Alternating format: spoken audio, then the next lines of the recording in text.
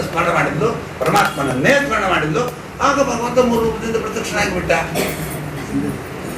ಇಷ್ಟೇ ತಿಳ್ಕೊಡ್ರಿ, ಇನ್ನೇನು ಅದರೊಳಗಿಲ್ಲ. ಬ್ರಹ್ಮ ಮತ್ತು ರುದ್ರೊಳಗಿರೋದು 3 ರೂಪ. ಅವರಾಗಿ ಪ್ರವೇಶ ಮಾಡ್ತಾರೆ ಪರಮಾತ್ಮ. ಆ ರೂಪದಿಂದ ಇನ್ಯಾವ ರೂಪದಿಂದ ಪ್ರಶ್ನೆ ಮಾಡುವ ಕಾಲಕ್ಕೆ ಇನ್ನೊಂದು ರೂಪ ನಿಮಗೆ ಈ ಬ್ರಹ್ಮ ಮತ್ತು ರುದ್ರರು ಅಲ್ಲ, ಅವರೆಲ್ಲ ಈ ರೂಪ ಮಾತ್ರ ಬ್ರಹ್ಮ ಬ್ರಹ್ಮ ಶಿವ ಈ ರೂಪ ಅಂತ ಹೇಳ್ತಾರಲ್ಲ, ಪರಮಾತ್ಮ ಆ ರೂಪದಿಂದಲೇ ಬಂದಿದ್ದು ಅಂತಾನೆ ಕೇಳ್ತಾರೆ. ಅಲ್ಲ, ನೀವು ಪ್ರಶ್ನೆ ಮಾಡಿ ಅದು ಮಾಡೋ ಕಾಲಕ್ಕೆ ಈ ರೂಪದಿಂದ ಬಂದನ ಅಂತ ಕೇಳಬೇಕಾದ್ರೆ ಮತ್ತೊಂದು ಆ ರೂಪ ಅಂತ ಇರ್ಬೇಕು. ಯಾವ್ದಿದೆ ಹೇಳಿ? ಬ್ರಹ್ಮದೇವರು ಬ್ರಹ್ಮರೂಪ ಇರುವುದಿದೆಯಲ್ಲ, 2 ರೂಪ ಇದೆ. ಹೆಸರು ಅದೇನೆ ಭಗವಂತ ಬ್ರಹ್ಮಂಗೆ ಬ್ರಹ್ಮ ಇರ್ತಾನಂತ. ಅದೇ ರೂಪನೇ ವಿಷ್ಣು ರೂಪನೇ ಅದು, ಇರೋದೇ ಒಂದು ರೂಪ. ಈ ಹಂಗೆ ನೀವು ಕೈಯೊಳಗೊಂದು 1000 ರೂಪಾಯಿ, ಕಾಲೊಳಗೊಂದು 1000, 10,000, 12,000 ರೂಪಾಯಿ, ಇವೆಲ್ಲ ಆ ವಿಷಯ ಬೇರೆ. ಬ್ರಹ್ಮಣಿ ಬ್ರಹ್ಮರೂಪೋಸು ಶಿವರೂಪೇ ಶಿವರೂಪೋ ಶಿವೇ ಸ್ಥಿತ. ಹೌದು, ಅದೇ ರೂಪನೇ ಇರೋದೇ ಅದು, ಮತ್ತೊಂದು ರೂಪನೇ ಇಲ್ಲ. ಒಂದು ಅಭೇದ ಹೇಳಿದ್ರಲ್ಲ, ಈ ರೀತಿ ತಪ್ಪು ಕಲ್ಪನೆ ಮಾಡ್ಕೊಂಡು ಹೇಳಿದ್ದ ಅಂತ ನನಗೆ ಅದ್ವೈತಗಳು ಅಭೇದ ಹೇಳಿದ್ರಲ್ಲ ರೂಪಗಳಲ್ಲಿ ಎಲ್ರಿ ಅವ್ರು ಯೋಚನೆ ಮಾಡ್ತಾರೆ. ಈ ಬಾಹ್ಯ ಅಧಿಷ್ಠಾನಗಳನ್ನ ಅಭೇದ ಹೇಳೋದವ್ರು.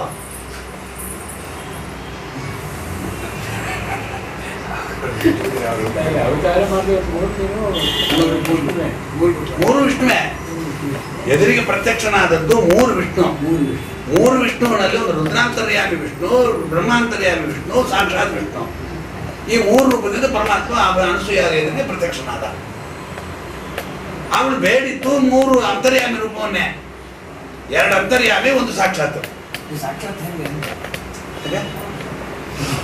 ಸಾಕ್ಷಾತ್ ಹೇಗೆ ಅಂದ್ರೆ ಎಲ್ಲ ಕಡೆ ಅಧಿಷ್ಠಾನೇನ ಭಗವದ್ ರೂಪ, ಮತ್ತೊಂದು ಅಧಿಷ್ಠಾನೇನ ಭಗವದ್ ರೂಪ, ಸಾಕ್ಷಾತ್ ಭಗವದ್ ರೂಪ. ಯಾಕೆ ಹಂಗೋ ಇಷ್ಟು ತಿಳ್ಕೊಡ್ರಿ ಅದ್ರೊಳಗೆ ಅಂಶ. ಈಗ ಪ್ರಾಣದೇವರ ಪ್ರತಿಮೆ, ನಿಮಗೆ ಹಿಂದಕ್ಕೆ ಉತ್ತರ ಕೊಟ್ಟಿದ್ದೀನಿ, ನಿಮಗೆಲ್ಲ ಜ್ಞಾನ ಹೋಗಿದೆ. ಮತ್ತೆ ಮತ್ತೆ ಪ್ರಶ್ನೆ ಮಾಡ್ತೀರಿ, ಪುನಃ ಪುನಃ ಪೃಚ್ಛಂತಿ ಜ್ಞಾನಂತೋ ವಿಶೇಷ ಜ್ಞಾನ ಪೃಚ್ಛಂತಿ ಸಾಧವಾಹ. ಇದು ನಿಮ್ಮ ಸ್ವಭಾವ. ಆದರೆ ಈಗ ಇಷ್ಟೇ ಹಿಂದಕ್ಕೆ ಉತ್ತರ ಕೊಟ್ಟಿದ್ದೀನಿ. ಪ್ರಾಣದೇವರ ಪ್ರತಿಮಾ ಇದೆ, ಹೌದಾ?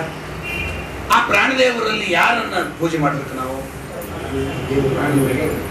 ಪ್ರಾಣದೇವರ ಪೂಜೆ ಅಂತೂ ಮಾಡೋ ಹಂಗೆ ಇಲ್ಲ. ನೀವು ಆ ದಿವಸ ಬಂದಿಲ್ಲ, ಪ್ರಾಣದೇವರ ಪೂಜಾ ಎಂಬುವಂತ ಶಬ್ದವೇ ಇಲ್ಲ. ಆ ಶಬ್ದನೇ ಅಪ್ರಾಮಾಣಿಕ ಶಬ್ದ. ಅದು ಪ್ರಾಣ ಪೂಜಾ ಎಂಬುದೇ ಇಲ್ಲ. ಪರಮಾತ್ಮನ ಪರಿವಾರ ಇವರು ಅಂತ ತಿಳ್ಕೊಳ್ಳೋದೇ ಅಷ್ಟೇ. ಪೂಜಾ ಭಗವಂತನಿಗೆ ಪೂಜೆ ಮಾಡ್ಬೋದು ಅಂದ್ರೆ ಏನರ್ಥ? ಪರಮಾತ್ಮ ಅಲ್ಲಿ ನಿಂತು ಪೂಜೆ ತಗೊಳ್ತಾನೆ ಅಂತ. ಮತ್ತೊಂದು ಇಲ್ವೇ ಇಲ್ಲ ಅಂತ ತಿಳ್ಕೊಂಡ್ಬಿಡ್ರಿ. ಹಂಗ್ ಮಾಡಿದ್ರೆ ಪರಿವಾರತೆಯ ಪೂಜೆ ತಗೋತಾರಲ್ಲ, ಇವರೇ ಸ್ವೀಕಾರ ಮಾಡ್ತಾರ ಪೂಜೆಯನ್ನ, ಅಥವಾ ಇವ್ರ ಅಂತರ್ಯಾಮ ಪೂಜೆ ಮಾಡ್ತಾರೆ ತಗೋತಾರ? ಮತ್ತೆ ಇವ್ರ ವ್ಯತ್ಯಾಸ ಏನ್ ಬಂತು? ಪೂಜೆ ಮಾಡೋನು ಅವನೇ, ಅದು ತಗೊಳ್ಳೋನೇ, ಸ್ವೀಕಾರ ಮಾಡೋನೇ, ಎಲ್ಲ ಅಂತರ್ಯಾಮಿನೇ. ಪೂಜ್ಯ ಅಂದ್ರೆ ಭಗವಂತ ಒಬ್ಬನೇ. ಉಳಿದಿದ್ದೆಲ್ಲ ಪದಾರ್ಥಗಳು ಎದುರು ನಿಂತಿರ್ತಾವೆ. ಗೊಂಬೆ ಈಗ ನಮ್ಮ ಎದುರಿಗೆ ಒಂದು ಗಣಪತಿ ಪ್ರತಿಮಾ ನಿಂತಿರ್ತದೆ. ಪೂಜೆ ಭಗವಂತಂದು. ಎಲ್ಲಿ ಪೂಜೆ ಅಂದ್ರೆ ಗಣಪತಿ ಎಂಬುವಂತ ಇದು ಮಣ್ಣಿನ ಪ್ರತಿಮಾದ ಪೂಜೆ, ಕಲ್ಲಿನ ಪ್ರತಿಮಾದ ಪೂಜೆ, ಲೋಹ ಪ್ರತಿಮಾದಲ್ಲಿ ಪೂಜೆ, ಇಷ್ಟೇ.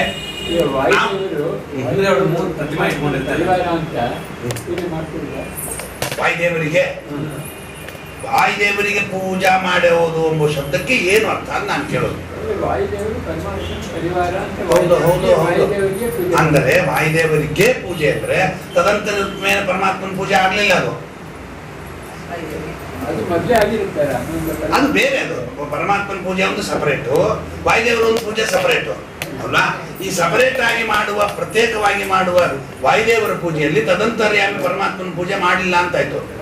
ಅದು ವಾಯುದ್ರೋಹ, ಬ್ರಹ್ಮದ್ರೋಹ. ಮಾಡೋ ಹಂಗೆ ಇಲ್ಲ. ಆಶ್ರಿತತ್ವಾದಿಗ ತದ್ಯೋಗ ಇಲ್ಲ, ಒಪ್ಕೊಳ್ಳೋದಿಲ್ಲ. ಎಲ್ಲ ಉಪಾಸನೆಯು ಶ್ರೀಹರಿದೆ. ನಿಚಾಯತ್ವಾದ್ ಏಮಂ ವ್ಯೋಮವತ್. ಉಪಾಸ್ಯತ್ವ ಇರೋದು ನಮ್ಮ ಒಬ್ಬನಿಗೆ. ಅಪ್ಪ ಬಳಿತ ಸೂಕ್ತ ಅಂದ್ರೆ ಪ್ರತಿಪಾದ್ಯ ಶ್ರೀಹರಿ. ನಾವಾಗ ಹೇಳ್ತೀನಿ ಕೇಳ್ರಿ, ಈಗ ಬಳಿತ ಸೂಕ್ತ ಹೇಳ್ಕೊಂಡು ಯಾರಿಗೆ ಅಭಿಷೇಕ ಮಾಡ್ತೇನೆ? ಏನೇನು ಸಾಮರ್ಥ್ಯ ಪ್ರಾಣದೇವ ನಿಮ್ಮ ಎದುರುಗಡೆ ಅಪ್ಪ ಬಂದಿದೆ, ಯಾರಿಗೆ ನೀವು ಪೂಜೆ ಮಾಡೋದು? ಅಭಿಷೇಕ ಯಾರಿಗೆ ಮಾಡ್ತೀರಿ? ಅಭಿಷೇಕ ಪ್ರಾಣದೇವರಿಗೆ ನೀವು ಅಭಿಷೇಕ ಮಾಡೋದು? ನೀವು ಆಕ್ಚುಲಿ ಪ್ರಾಕ್ಟಿಕಲಿ ಹೇಳ್ರಿ, ಯಾರಿಗೆ ನೀವು ಅಭಿಷೇಕ ಮಾಡಿದ್ದು? ವಿಗ್ರಹಕ್ಕೆ. ವಿಗ್ರಹಕ್ಕೆ ಅಭಿಷೇಕ ಮಾಡ್ಬಿಟ್ಟು ಪ್ರಾಣದೇವ್ರ ಅಭಿಷೇಕ ಅಂತ ಸುಳ್ಳು ಹೇಳಿದ್ರೆ ನೀವು ಮಾಡಿಲ್ಲ. ಪ್ರಾಣದೇವ್ರು ಅಲ್ಲಿ ಇರ್ತಾನೆ, ಪ್ರಾಣದೇವರು ಅದನ್ನು ಸ್ವೀಕಾರ ಮಾಡ್ತಾರೆ, ಎಲ್ಲ ಅನುಸಂಧಾನ ನಿಮ್ದು ನಾನು ಒಪ್ಪಿಕೊಳ್ತೇನೆ. ಆದರೆ ಮಾಡಿದ್ದು ಯಾರಿಗೆ? ಆ ವಿಗ್ರಹಕ್ಕೆ ಮಾಡಿದ್ರಿ. ಏನು ಅಂತ ಅನುಸಂಧಾನ ಮಾಡಿದ್ರಿ? ಒಳಗಡೆ ಅಂತರ್ಯಾಮಿ ಪ್ರಾಣದೇವರಿದ್ದಾರೆ, ಅವರಿಗೆ ಅಭಿಷೇಕ ಅಂತ ತಿಳ್ಕೊಂಡು ಮಾಡಿದ್ರಿ. ಅಷ್ಟಕ್ಕೆ ನಿಲ್ಲಿಸ್ಬೇಡ್ರೆ, ತದಂತರ್ಯಾಮಿ ಪರಮಾತ್ಮ ಇದ್ದಾನೆ, ಅಲ್ಲಿಗೆ ಹೋಗ್ಲಿ ಅಂತ ಅನ್ನೋದಿಲ್ಲ. ಪರಿವಾರತಯ ಮಾಡೋದು ಎಂಬುವ ಶಬ್ದಕ್ಕೂ ಅಷ್ಟೇ ಅರ್ಥ.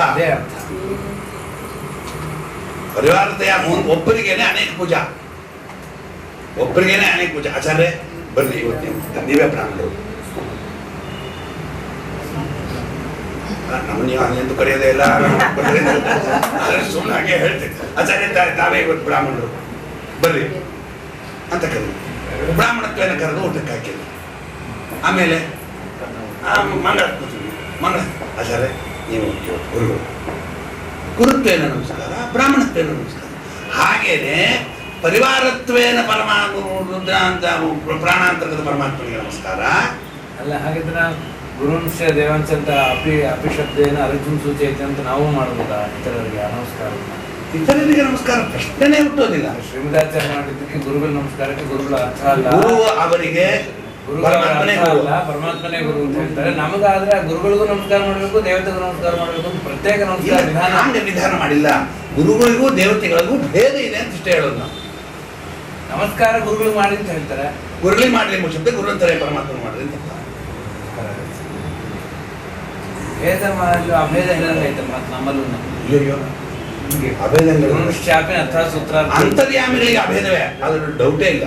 ಅಂತರ್ಯಾಮಿಗೆ ಅಭೇದನೆ ಇರಲಿ, ಗುರುಗಳಿಗೆ ಪ್ರತ್ಯೇಕ ಒಂದು ನಮಸ್ಕಾರ ಇತ್ತಿದ್ರೆ ನೀವು ಭೇದನೆ ಹೇಳ್ಬೋದಾಗಿತ್ತು. ಎಲ್ಲೂ ನಮಸ್ಕಾರನೇ ಇಲ್ಲೇ ಇದ್ದಾಗ ಅಭೇದನೆ ನಾವು ಬಂದಂಗಾಯ್ತು. ಹಾಗಾದ್ರೆ ಹೌದಾ? ಹಾಗಿದ್ರೆ ಪ್ರತಿಮಾದಲ್ಲಿ ಪ್ರತಿಮಾಯಾಮ್ ಅಪ್ರಬುದ್ಧ ಪ್ರತಿಮಾ ಸ್ವಪ್ರಬುದ್ಧಾನಾಂ ಸರ್ವತ್ರ ವಿದಿತಾತ್ಮನಾಂ ಅಂತ ಪ್ರತಿಮಾಗಳಲ್ಲಿ ಅಪ್ರಬುದ್ಧರಿಗೆ ಆ ಪ್ರತಿಮಾಕ್ಕೂ ನಿನ್ನ ನಮಸ್ಕಾರ ಇದೆಯಾ? ಜಡ ಪದಾರ್ಥಗಳಿಗೆ ಲೋಹಕ್ಕೆಲ್ಲ ನಮಸ್ಕಾರ ಮಾಡ್ಕೊಟ್ಟು ಕೂಡ್ತೀಯ ಚೇತನನಾಗಿ ನೀನು? ಅದೇ ಅದು ಸಂತೋಷ ನನಗೆ. ಯಾಕಪ್ಪ? ಚೇತನರು ಜಡಕ್ಕೆ ನಮಸ್ಕಾರ ಮಾಡೋ ಹಂಗಿಲ್ಲ. ಅಧಮ ಪದಾರ್ಥದಲ್ಲಿ ನಮಸ್ಕಾರ ಹೆಂಗ್ ಮಾಡ್ತೀರಿ? ಬೇಡ. ಆದ್ರೆ ನಾನು ಅಲ್ಲಿ ಮಾಡೇ ಇಲ್ಲ ಅನ್ಬೇಕು. ಮತ್ತೆ ಅದರಿಂದ ಗುರು ಶಾಪಿ ಶ್ರೀಮದಾಚಾರ್ಯ ಹೇಳೋದು ಅಷ್ಟೇ ಅಲ್ಲ, ಎಲ್ಲ ಕಡೆ ಅದೇ ಅರ್ಥ ಹೇಳ್ಬೇಕಾಗುತ್ತೆ. ಇಲ್ಲ ಇಲ್ಲ, ನಮ್ಮಲ್ಲಿ ಗುರುಗಳಿಗೂ ದೇವತೆಗಳಿಗೂ ಅಭೇದ ಇಲ್ಲ. ನಮ್ಮಲ್ಲಿ ಅವರಿಗಿದೆ, ಇಷ್ಟೇ ವ್ಯತ್ಯಾಸ. ನಮಸ್ಕಾರ್ಯರಲ್ಲಿ ಅಭೇದ ಇರುತ್ತಲ್ಲ, ನಮಸ್ಕಾರ್ಯರಲ್ಲಿ ಅಭೇದ ಇದೆ, ನಮಸ್ಕಾರ ದೇವತೆಗಳಿಗೆ ಅಭೇದ ಇಲ್ಲ. ಅದೇ ಸ್ವಾರಸ್ಯ. ನಮಸ್ಕಾರ್ಯ ಪರಮಾತ್ಮ ಒಬ್ಬನೇ, ಆದ್ದರಿಂದ ಸರ್ವತ್ರ ನಮಸ್ಕಾರ್ಯ ಪರಮಾತ್ಮ ಒಬ್ಬನೇ.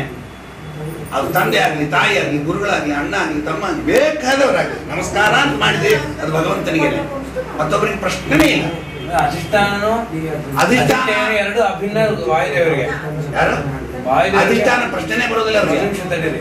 ಅಧಿಷ್ಠಾನ ಅಧಿಷ್ಠೇಯ ಪರಮಾತ್ಮ ವೇದವ್ಯಾಸ ದೇವರ ಅಧಿಷ್ಠಾನ ಇಲ್ಲ.